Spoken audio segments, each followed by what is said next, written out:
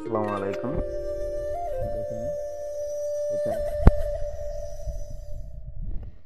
13 দিন, ঠিক আছে। 13 দিন দেখেন ওই সারের নেচে হলো আপনার জৈব সার, তারপরে আবার কীটনাশক সার, তারপরে অনেক সার দেওয়া আছে। দেখছেন এই যে চারাগুলো দেখছেন, নেচা, ঠিক আছে। তো আমরা যারা অল্প টাকায় খরচ করে কৃষি ফলনে কিন্তু অধিক লাভ, ঠিক আছে। আমাদের যদি দেখা যাচ্ছে যে 1 বিঘা জমিতে যদি খরচ হয় 20 থেকে 25 হাজার টাকা খরচ করলে 1 বিঘা জমির মাঝে কৃষি ফলনে, তাহলে কিন্তু আমরা প্রায় লাখ 1.5 লাখ টাকা আয় করতে পারি, যদি অশেষ আল্লাহ তাআলার মেহেরবানি দিয়ে যায় আমাদেরকে, ঠিক আছে। এই যে দেখেন এই চারাগুলো হলো 13 দিনের, ঠিক আছে। এই দেখছেন, এই যে দেখেন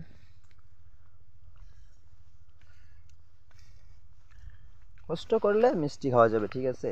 আর এই যে দেখছেন চারাগুলা, ঠিক আছে, এই চারাগুলো হলো গিয়ে আজকে বয়স আপনাদের হলো গিয়া 1 মাস 9 দিন, ঠিক আছে।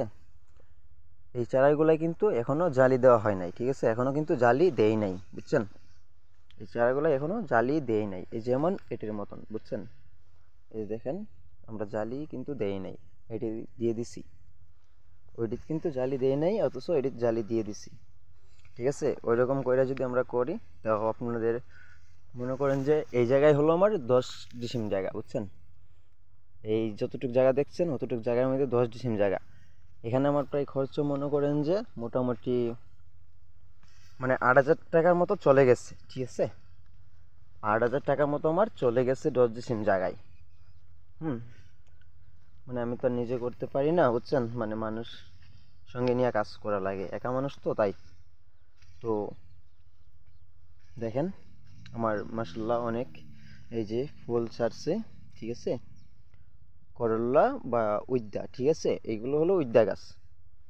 করল্লা আপনারা এইভাবে করতে পারেন, উদ্যাও করতে পারেন।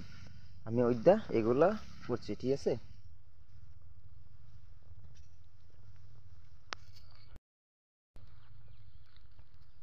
দেখছেন মোটামুটি অনেকটি গাছে আমার ফলন চলে আসতেছে, ঠিক আছে। দেখেন কৃষিকাজে যদি আপনি মনোযোগ দিয়ে কাজ করতে পারেন, তাহলে কিন্তু আপনার ফলন ভালো হবে ইনশাল্লাহ, আশা করি। আর কীটনাশক সার অনেক ওষুধের কারণে কিন্তু অনেক গাছগুলা মরে যায়, ঠিক আছে, বুঝছেন। অনেক ওষুধ এটা চিন্তাধারা কইরা, মানে ফার্মেসি থেকে আপনি ভালো করে দেখিয়ে, ওষুধের দোকানদারের কাছ থেকে দেখাইয়া ভালো করে তারপরে ওইগুলো আনতে হবে, ঠিক আছে। দেখছেন সার দিছি আজকে প্রায় 9 দিন হয়ে যায়।